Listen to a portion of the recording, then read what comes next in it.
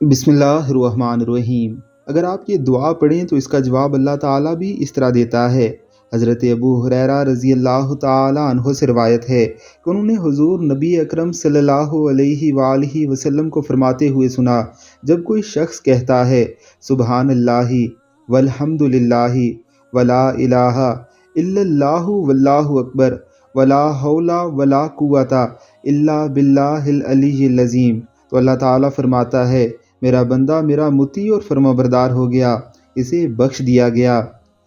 یہ مختصر سی دعائے مبارکہ ضرور یاد کر لیجئے اور نمازوں کے بعد یا عام اوقات میں ہی اسے ضرور پڑھیے۔ انشاءاللہ العزیز آپ بھی ان لوگوں میں شامل ہو جائیں گے جن کو اللہ رب العزت بخش دیتے ہیں۔ ہماری ان احادیث مبارکہ اور دعاؤں کو دوسرے لوگوں تک ضرور پہنچائیے۔ ہو سکتا ہے کہ آپ اس پر عمل نہ کریں، لیکن آپ کے وسیلے سے کوئی دوسرا عمل کرے اور آپ کو بھی اس کا برابر ثواب ملے۔